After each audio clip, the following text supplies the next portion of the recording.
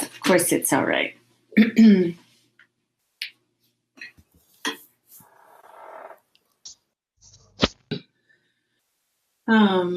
So welcome back to EA 871, or actually you should say welcome back to me. So I'm sorry that I couldn't be with you last week, but as I said, I know Magna did a good job.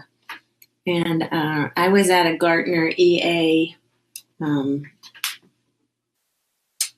leadership peer connection 2-day thing that happened to be in Fort Lauderdale. But I do not have a tan. Nobody even knows I was in Fort Lauderdale because, as you know, when you go to these things, you end up in conference rooms inside anyway. But I did spy a couple of palm trees and some sand while I was there. So it's always nice to go to those things. And I was able to connect with some really rather high-level EA people and make connections and investigate things for our MPS and certificate programs, which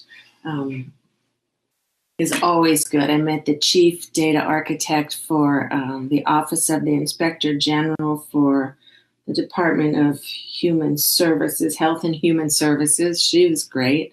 I met some other data people because I attended those sessions, and I am interested in adding some curriculum to the EA MPS program on information architecture. So I was investigating some of those aspects and just met some really good people and somebody from Exxon. And these are decision makers. So it's always nice to talk to the decision makers because,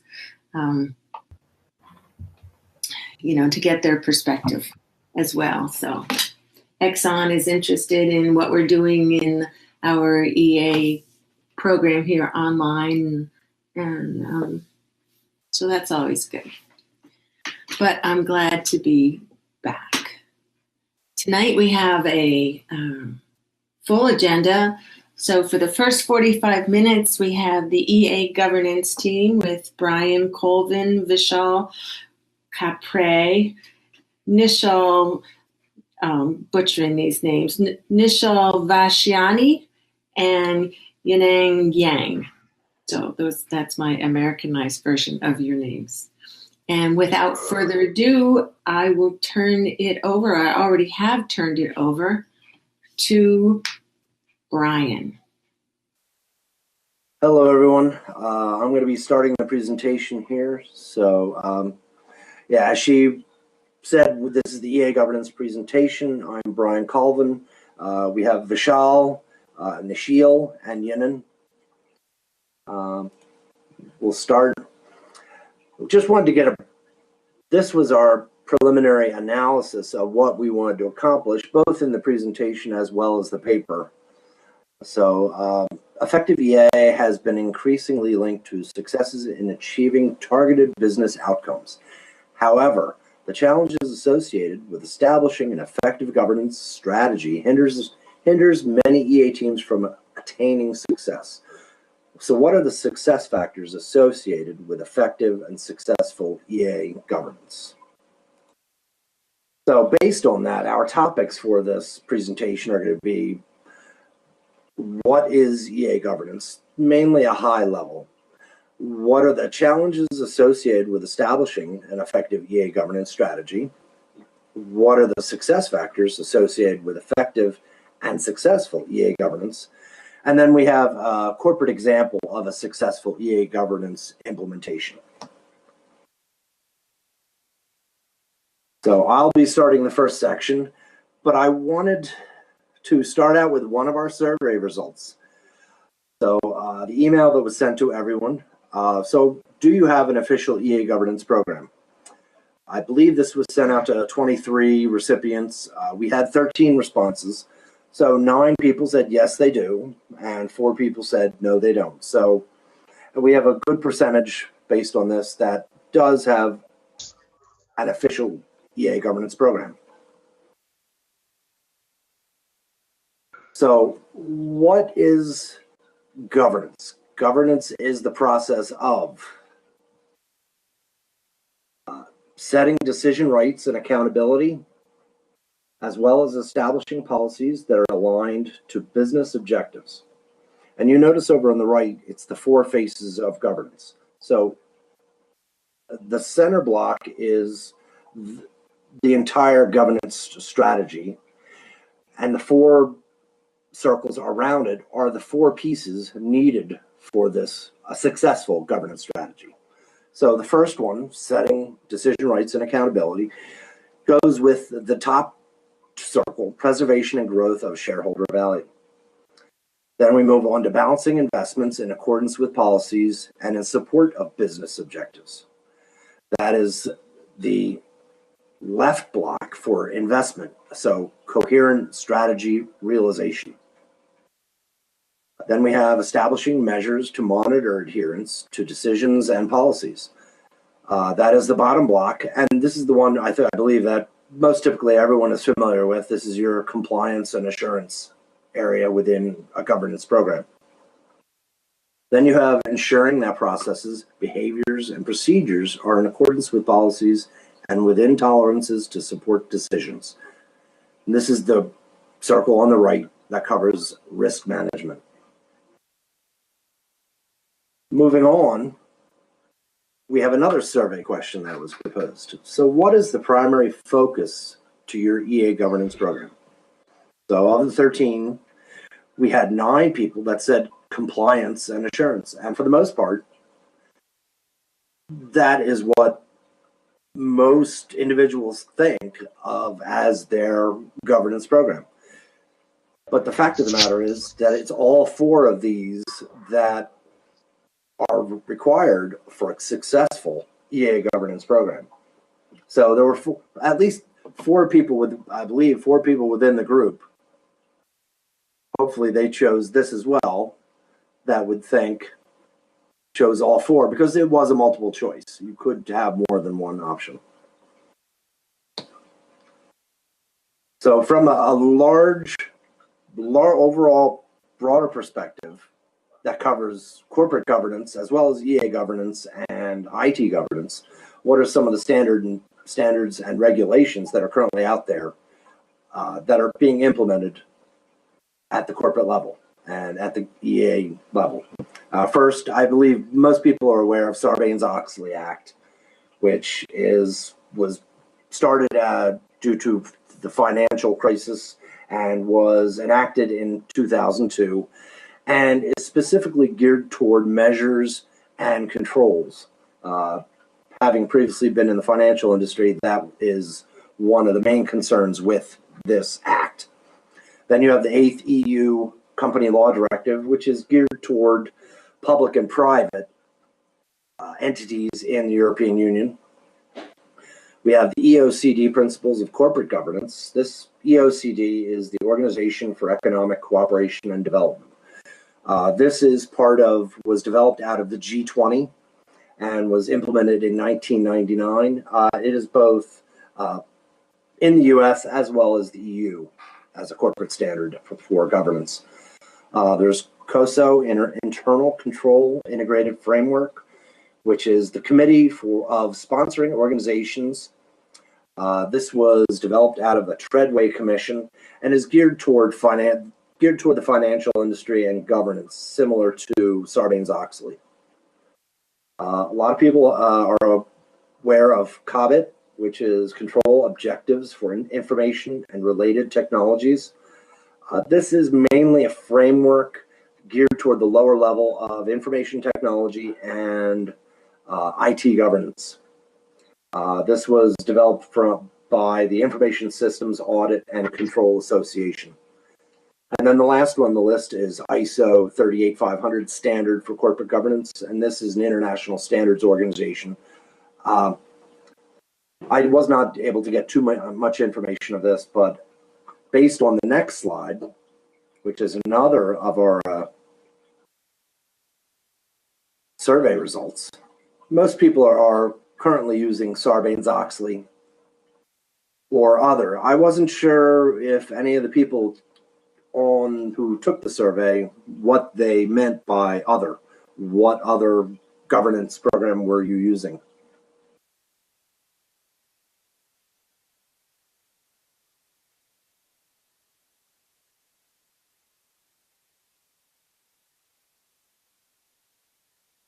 we'll move on. You were asking that as a question? Yeah, I wanted to see if any of the people, those 4 people or 5 people who chose other, what were they referring to when they said other than these were here that are Anyone specified. want to jump in, please?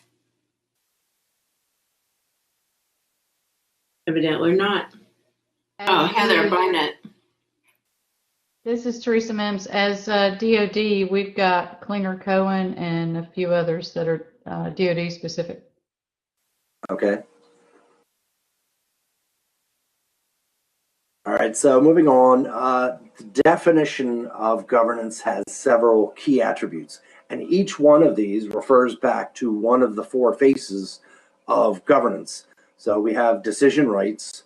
So overseen by the board of directors, senior corporate officers and managers exercise the setting of decision rights as a senior management team and individually within their own areas of competency.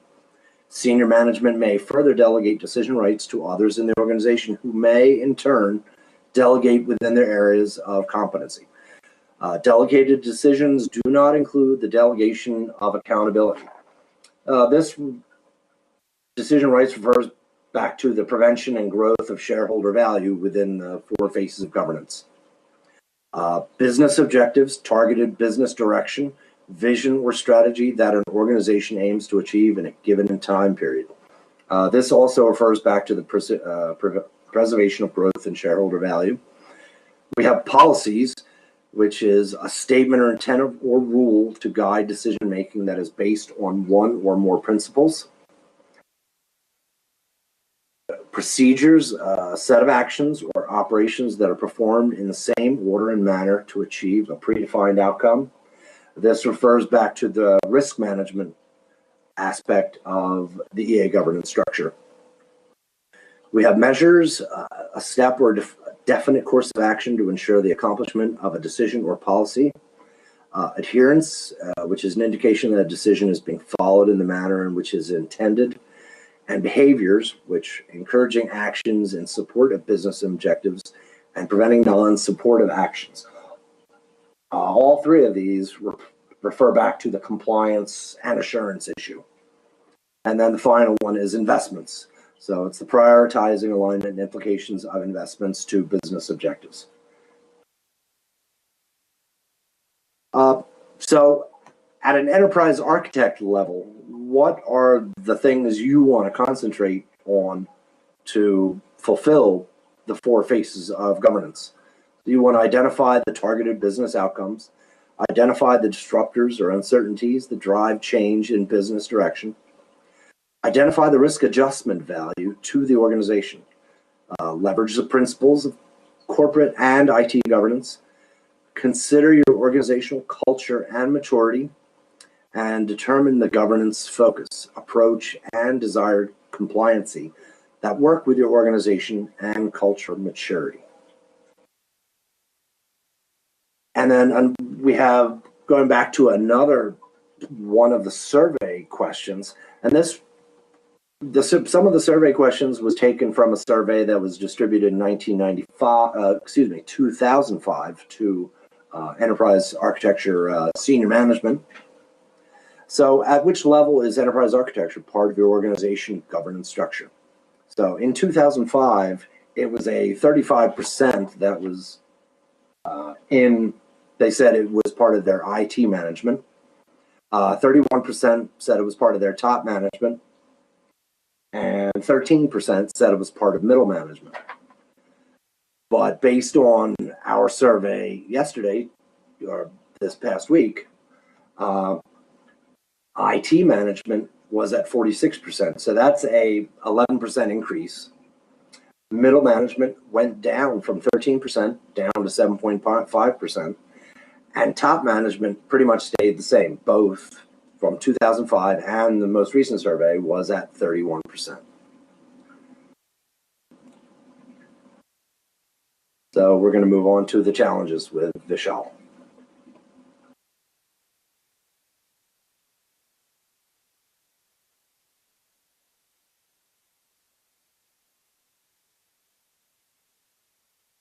I was talking on mute. I'm sorry about that. Hello, everyone. Can you hear me okay? Sure can. Yes. All right. Thank you. Can you go to the next slide, Brian? So today I'm here to talk about the challenges about establishing an EA governance program. But before we get started, okay, there are a few survey results I want to show it to everyone, okay, and just get the feeling started on this one. The one is like, okay, how successful do you consider your EA program, EA governance program? And if you look at it, okay, there are 46% people is like somewhat successful, okay, and there is hardly anyone who came back and said it's like, okay, it's very successful or it's like, okay, very unsuccessful. So we are living in that middle space, like, okay, 38 and 46% is like somewhat successful, somewhat unsuccessful. So I don't know what was going on, but everybody's like, okay, thinking is like not polarized, but they're sitting in somewhere in middle. Brian, can you go to the next slide, please? And these are the other survey results that we pulled in. Okay, that is from 2005. If you look at it, like, okay, the architects organization reporting. Okay, where was the architecture organization reporting? Because that plays a very important role how EA governance plays out, okay, in the organization. And if you look at it, okay, there is like, okay, board of directors had like about 10%. Okay, so it was directly reporting to the board of directors. That I don't know why, but that is somewhat there. CFO was none. Okay, there was other is 8%. Business manager had 8% too. Brian, can you go to the next one? But now, when we pulled out the surveys recently, okay, when you're looking at this, okay, the board of directors went to almost zero. Okay, the EA organization is not reporting there. Okay, the CIO is almost the same. CEO is almost the same. CTO is getting added a little bit on that. Okay, and there is a business manager is also zero. Okay, so there is a lot of shift that is happening, okay, from the EA organization itself, like, okay, where is the architects organization reporting? That is changing. And I'll go through the next slides and will tell you is like, okay, why these are there. Okay, now if you notice, actually, I have changed the title a little bit, challenging and establish EA governance. I'm not saying successful governance, okay, I'm saying EA governance because if it is not effective, it is not successful. Okay, that's what I'm thinking. Okay, it needs to be effective for doing anything from the EA governance. And most of the times, okay, when organizations get started on the EA governance, one of the main things that happens is like, okay, they try to find out what is the correct approach. We go to internet, we go to Gartner, we go to Forrester, and everywhere, and try to find out what is the correct approach for doing the EA governance. And essentially, there is not a single EA governance approach that you can buy from industry and take it. You have to find out something based on what industry has, but you have to fit it and you have to customize it. You have to do it for your own organization, which has to be based on the target business outcomes, okay, because your company is going to be different. They're going to have different outcomes, so you have to customize, you have to fit it for that. The other one is like, okay, EA governance, a lot of when Brian said previously in his presentation, what he was saying is like, okay, what is the EA governance? The organizations try to do that for the shareholder value, or they do that for strategy realization, compliance assurance, risk management. One of the important thing is like, okay, we can do this, but it is as effective as your EA is. Okay, the governance is going to make sure, okay, those EA practices are implemented, they are compliant with, they are there is assurance on that. Okay, we are managing the risk through the EA frameworks, but it depends on your EA framework itself. That is very important. Your EA organization framework, the artifacts, everything that goes into that, that is what makes it more effective. The next one is the effective, or the having the EA governance is communicate. The part being is like, okay, we need to be open when the governance is happening. Okay, we need to differentiate between a business context and a business outcome. Okay, business context something is that, okay, that allows you to get through that, but outcome is like something that we are driving towards. Okay, we need to start thinking that, okay, that EA governance is though it is doing, and there is like a very small set of people from your organization on the EA governance, but we need to communicate those results to the stakeholders. We need to get their buy-in. We need to get the collaboration going. Okay, that's what is going to be the EA governance is going to be effective. Then for another thing is like, okay, think about is like, okay, governance is not command and control. Okay, we need to start thinking about the how business strategy, environmental trends, like, okay, what depends on your company, right? What is your company environment look like? So that is the one. Okay, you need to start like, okay, closing the gaps from the current state architecture to future state architecture. But when we are doing this, okay, it is not a command and control. It's somewhat like, okay, the organizations get a feeling that, okay, if the governance is there, it's going to be dictating the things, it's going to be an ivory tower thing. But governance, the moment it gets to the ivory tower, it becomes a command and control. It starts losing its effectiveness. Okay, that is the very important part when we are going to look at the, okay, governance itself. Now, as a strategic planning discipline, okay, that requires well communicated governance across the business and IT. So if you look at it, okay, we need to look at what business wants, but we also need to look at what IT can accomplish and how IT can effectively accomplish. So that is where the governance plays very nicely in that space. By the way, if there are any questions, please feel free to stop me. I'm just going through this one, but if there are questions, please stop me and ask me the questions. Challenges. Okay, the another one is like a standalone governance. Okay, enterprise architecture governance. If we think about, okay, we are gonna only govern the IT artifacts. That's a different way of looking at it. If we are gonna think that, okay, it's only for architecture, not even for the development. No, EA governance is not a standalone governance. Okay, we need to start looking at what business objectives are, what is a corporate governance, what is a IT governance, and how all of them fit together. EA governance cannot do what IT governance job is or corporate governance job is, but it definitely has the processes, it has the interfaces to go to the IT governance and corporate governance to effectively manage the artifacts or the outcomes that are coming out of the EA process. Now, another thing is like, okay, the managing these processes, like, okay, corporate governance has. So there are some inputs that, when I'm talking about interfaces, there are some inputs that EA governance needs to provide to corporate governance, and corporate governance needs to provide some kind of oversight coming to EA governance. For IT governance, it's a vice versa. It's not always like, okay, as a one-way street. Okay, both the sides need each other, and they need to work together to accomplish the EA governance itself. And I think this is the last slide, okay, which I'm going to go through for today. Okay, governance out of business context. Okay, I said that, okay, a glimpse of this before. Okay, the governance or EA governance itself, if it has no business context, why are we doing that? If we cannot answer that question, it's probably not worth doing it. So one of the important things when we are going through this one, not only why should we have EA governance, and everything that EA is governing, why should we govern it? Okay, what is the impact of that?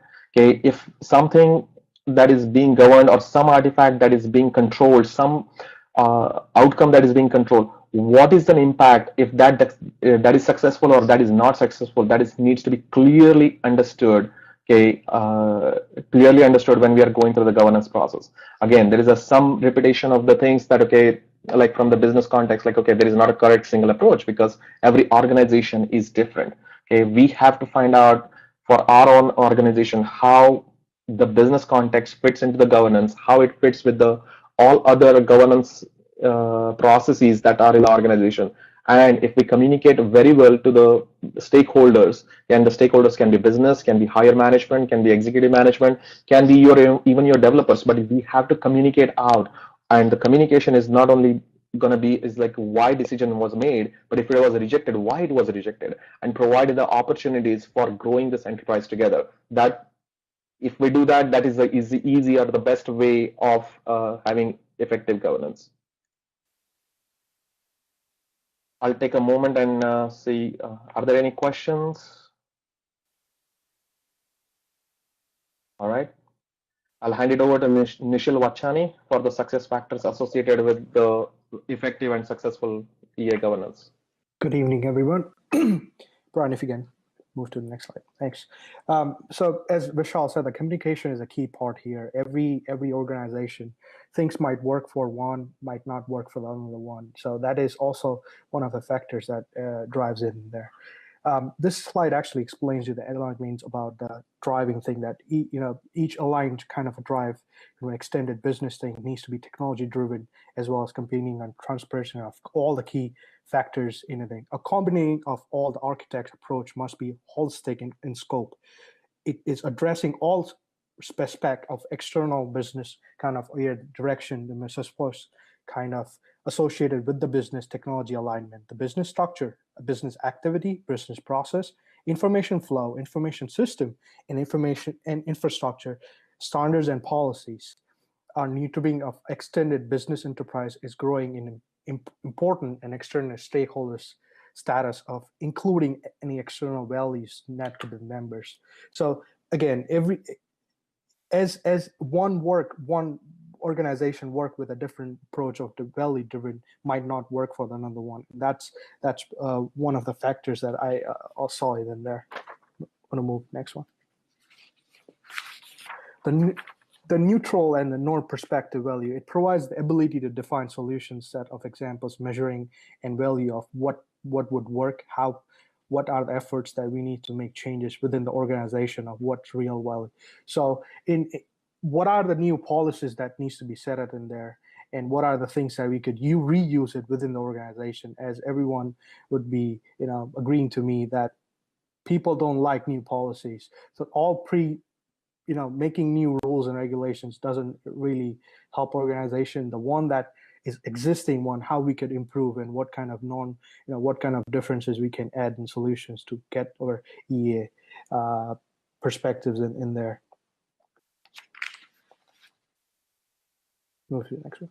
These are the surveys that we got it in 2005. What Brian said. What type of architects do we have within the organization? The key factor here, why this survey is important, is to understand that what kind of changes, and you're going to be seeing the drastic difference within the thing. So, in 2003, the highest one was the information architects. The information architects were much more popular in 2008. When we came in 2004, you see the information system architects was one of the highest kind of people and high percentage in there. In 2005, enterprise architect was jumping up, so people started recognizing the importance of EA into organization and why it's necessary to move towards those kind of towards architectural moves. We did one more survey a couple of weeks ago, and you're going to see that enterprise architect moved all the way up there. So I guess every one of us are in the right direction, getting ourselves educated with the enterprise architecture thing and how this is going to be helping the organization on long terms with the process. Even with the value-driven thing, maybe for short term, we might have struggle in getting the things done, but in long time, we have that moving effect. So if you want to move to a different organization, kind of a path, it would be easier because of the policy as well as the internet and our enterprise architect fundamentals in there. So there are the 5 key success factors for enterprise architect. Again, this is a framework, so these are not the set rules. Kind of it, and the definitions also goes with line and line kind of.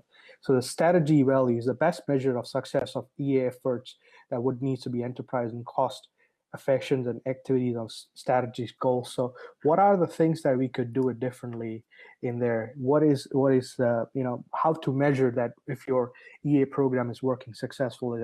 One address success would be important implementation of organization capabilities of supporting their strategy initiative. This would be including the generation of a roadmap across the architecture domain of supplying the organization with a timeline milestone to measure the progress towards enabling the desired future states. To add the benchmarks of previous companies, kind of saying that, okay, we were here back in 2010. Let's measure ourselves after 5 years in 2015, that how much changes we could bought. So for example, with the SLA, so if it was taking about 45 minutes for us to get our systems back online, compared to that time we are taking about 20 minutes now. With that differences, maybe a similar issue, if the database is down, kind of on those aligned with how our strategy is moving. The other thing, EA program would also be successful if the continuous support and involvement of business status. So the business side needs to get involved in this, in the discussion from day one to until we, and keep putting their frame thoughts, so we don't have the differences between IT and business side. I even heard, in previous presentation that IT and business doesn't go line to line, and many people agreed to that part. So how to avoid that situation is to reducing the cost is needs to go across the org. It cannot just come out from a specific thing. So that is something, a great example, how we could do generating goals for next year, or how successful if business does not bring they don't bring kind of accounts to the revenue of the company, it will be hard for IT to survive. So it goes hand in hand on that thing. The basic measurement of EA continuous strategy changes enterprise are successful within economic value is a short-term, looking at the EA process towards their goals and how we could do it for a short-term period of time, and the ROI measures, and how many people throw out the ROI measures and cost savings kind of a thing, a short period of time on attempting to click cost kind of a thing. So, how EA would be helping, to recover the product would be cost value and on legal issues, avoiding on cost savings in there, trying to see how economic way we could make this thing a difference by having 10 engineers on a senior management or at senior level. You could have 2 of them, but work, we need to have balance between, with the economy, and that was just example, like short-term market, to avoid the implementation cost or overhead duplication with the business process of, if a business is buying something that IT could use, those kind of alignment together, and see a ticketing tool is, a good example that it would be going across the org and not having 2 ticketing tool within the organization of 2 different departments. If you want to go next slide, please. Design value is about the fundamental of staff understanding the commitment, to a strategy initiative of organization on alignment, like seamless process as well as an accessing information. So like a Confluence page, that where each and every sharing values also, how we could consummate the results related to against organization planning achieved. Isn't really kind of an outside view of 365 feedback of how we could improve on outside, outside view in transmitting the faces. Business and EA will be well defined inside the view and outside the view in order to build up in a communication with a customer-centered organization. So at the end of the day, it's the company. So you might have different team within the company, but at the end of the day, customer, all we would look is one company with one results. So that is something, we need to work our difference or any kind of thing within the design of the group. So senior management, again, senior and the middle management would needs to drive this thing. With the share value is basically, how efficient is our measurement, and how accessible is our information. If I make all this policy, where I'm going to find this thing. Confluence, as I mentioned before too, is one of the things we use it in SNCR. But those kind of central kind of a portal updated and governance, like a change management, have their own portal explaining what are the things required to have an ECAP, emergency approval for the ticket. That is, and it would give less bureaucracy and more redundancy as measuring the save time. So I don't have to ask many people, like, okay, what needs to be done there? I have a central portal that I can access and get my answer. And if I don't, and it'll give me a direction where to go. This will save some time, and also it will pull more potential opportunity of improving that how we could improve our own direction. Below is a chart explaining the government process and objectives and compliance assurance. As Brian mentioned, risk management is not the only factor associated with it. Compliance as well as compliance. I think compliance is not the only one.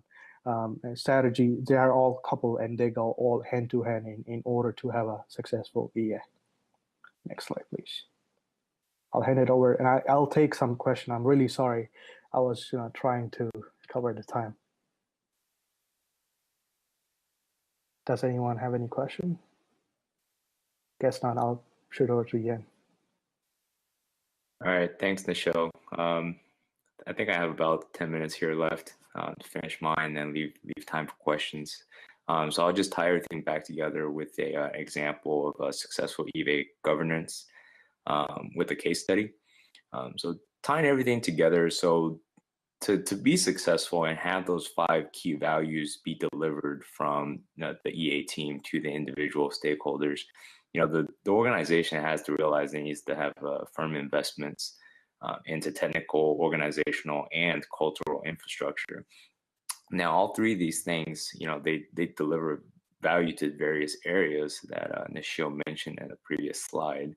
And then on the flip side of that, the lack of focus in these areas, for example, something that Vishal mentioned earlier is that, if you're looking for quick savings, that's when I think a lot of people get in trouble with the excessive focus on standardization, centralization, and compliance. You can get into that ivory tower mindset and it rubs people the wrong way. And, you end up doing a lot of bad essentially for the program, and that people doesn't want to work with you. So next slide, please. So the case study that we did is on the Walt Disney Company. So the company itself has 5 major business segments. One obviously being studio, consumer products, media networks, interactive media, and then finally theme parks and resorts. Now their biggest segment is their theme parks and resorts segment. So in 2009, it accounted for about 30% of their overall revenue for the year. So that totals to about, almost $11 billion in revenue generated. And then next slide, please. So, and then just taking a quick look at their environment, they were completely a very complex environment. So they operate across the world, over 11 parks, 2 water parks, 42 resorts, 2 cruise ships, all operating simultaneously around the world. They had a very outdated operational model. It was very human focused, and it wasn't delivering that shared value that Nichelle was mentioning earlier.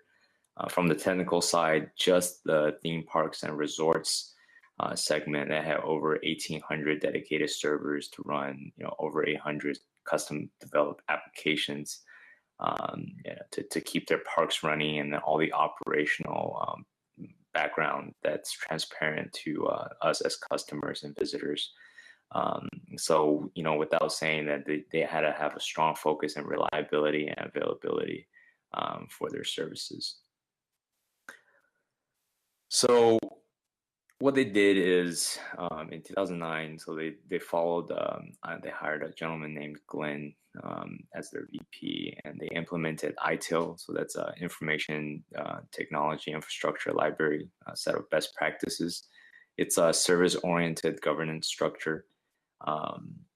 So over that period of time, to the various implementations that they did, they went from about $11 billion in revenue to about $15 billion in revenue. That's a 42% increase from 2009. So annual attendance rate raised about 13% from 2009 to 135 million worldwide. For context, their next closest competitor this year had 63 million visitors. So that's less than half of what Disney has. And then for 2015, so the Disney parks and resorts made out of 9 out of the 10 most visited theme parks in the world.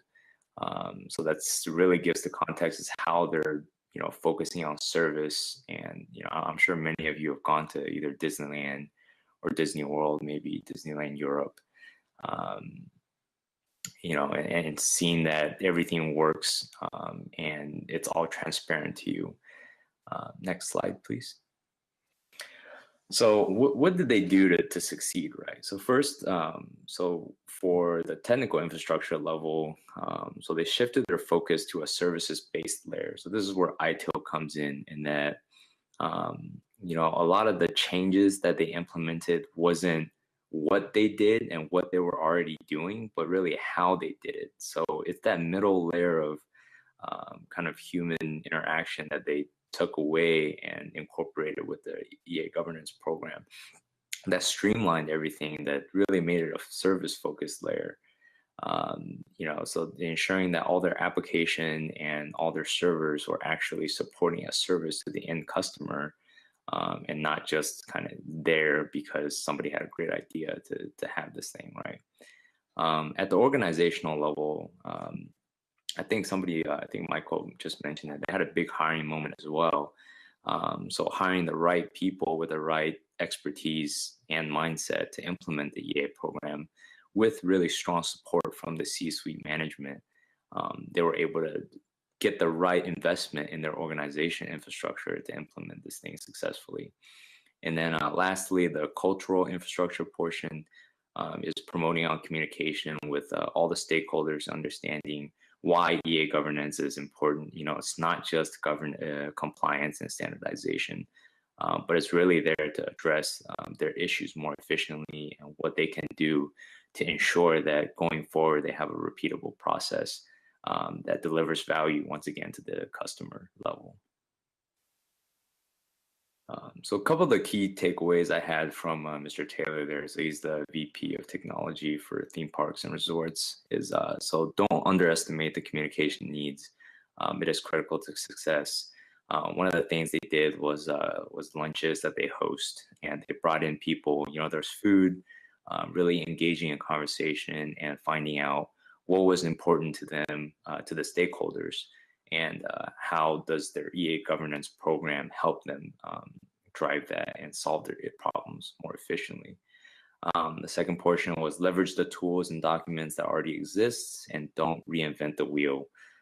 So that's talking about, not necessarily what they were already doing, but how they were doing it, right? So without having to reconfigure everything, recommit everything, they kind of took what was already in place and reallocated certain things and made sure that it worked with the environment that they were already in.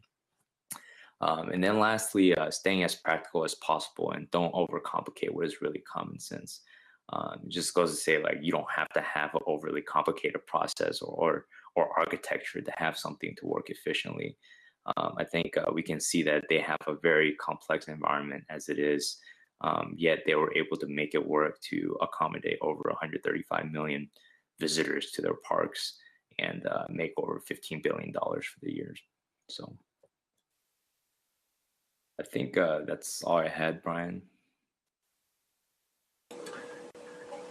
Yeah, that's the end of our presentation. 2 minutes to spare.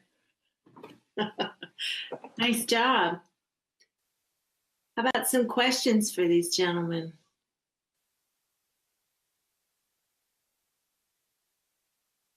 Hello.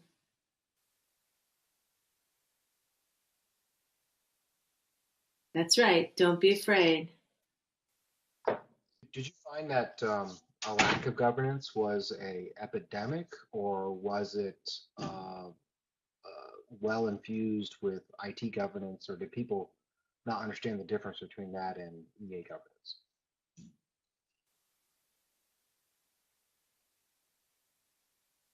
So I'll take this question.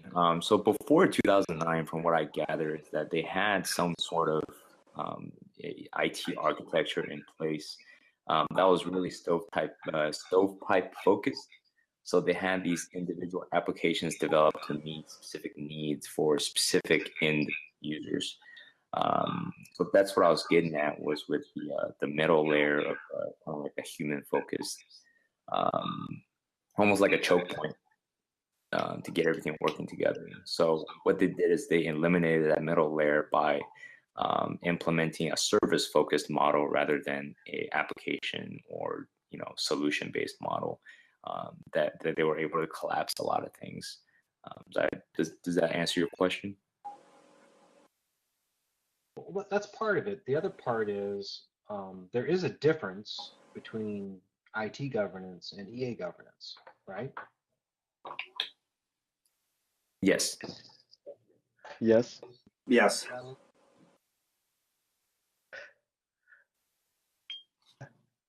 I'm sorry, I'm not getting the question when you said like there is a difference between the two. So what is the question? What would be a pitfall if I was trying to put EA governance in place and all I knew was IT governance? What would I probably do that would cause me to not quite get the right things? You would not be able to pass your PCI audit test because IT governance would you would not have a policy set up how to make changes. I don't know if that answered. And I'm also trying to say that if you're a software-based company, you have to pass a PCI test, the payment in a control environment. So you need to schedule all your changes in a certain pattern that goes that you could prove it to auditors when you audit your changes that again this was a process flowed and all these changes have that same process. IT governance has their own kind of a tweak thing which would not work. I don't know if that answered the question.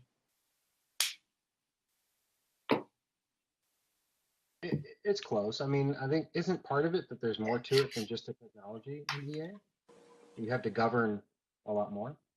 Well, I think it also depends on the type of infrastructure. The governance program, like Sarbanes-Oxley, has different types of policies, procedures, rules, and controls, depending on which level of governance you're applying it to, whether it's corporate, EA, or IT.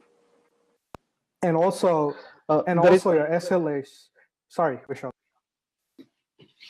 So there is a main difference between IT governance versus EA governance. The IT governance goes a little more broader, okay, in the scope, and EA governance goes deeper. So when I said broader, okay, there are other aspects in the IT, okay, which are also related to I'm gonna say out few more capabilities out there. One is the IT asset management, okay, the hardware and or the server management or the data center management or even the project management, portfolio management. There are even the finance and budgeting actually, which goes around the IT. Some companies have little more than IT. So I'm working for a railroad. Railroad has a little more than IT, which just the enterprise architecture goes into that. Okay, we have the spread out IT, which is in the different fields. We have our own telecommunication department, which runs actual AT&T. We have lines like that. So we are managing that also as part of the IT governance. Okay, that telecommunication infrastructure is merging into the IT, and we are seeing that. So there is a small difference between the two, what they are managing, and the focus is a little different from the point of view. Now the architecture is looking at a much more in futuristic view, trying to see what your artifacts are, what is your framework, okay, how you are going to apply that. Are you applying that in such a way that you can get the weighted shortest job first, okay, as Agile says? That's the philosophy, how you are going to get that. Okay, are you lining up those artifacts in such a way that, okay, tomorrow that investment that you're doing, is it worth getting the business outcomes are coming out of it? So both of them have a different focus. One can trigger the processes from the other. Like for an example, if there is something really that is going to happen, okay, which needs to be looked at from the IT governance, the EA governance can kick it off, or there is a new product that is coming in and which needs to be architecturally perfect, IT governance can pull it out and give it to EA governance. So both of them need to work together. I would not say one is above the other or one is bigger than other, but the scope is one scope is little horizontally broader, and the other one is kind of a deeper going into that. I hope I answered the question. That was great. Thank you, Michelle. Great. All right. Thanks, team. We appreciate it. And we can continue this discussion next week if we want to. So right now, I would like to, Brian, can you give me Can you pass the control back to me? I suppose I can take it. Okay, great.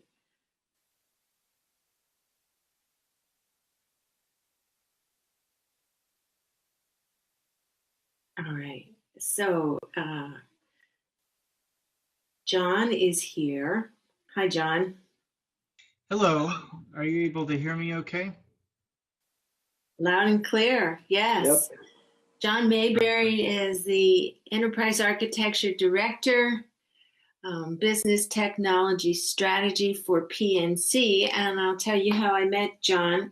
He was kind enough to come and speak to the undergraduate EA club,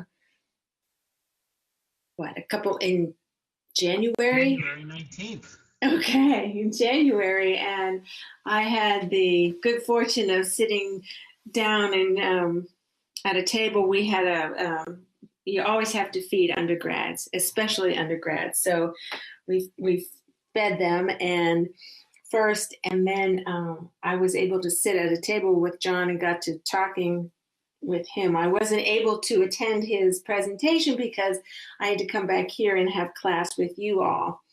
So he ran through his presentation with me and I said, hey, how about coming to speak? Well, not coming, but joining our class to speak about, I think it's business architecture. So capability planning, right.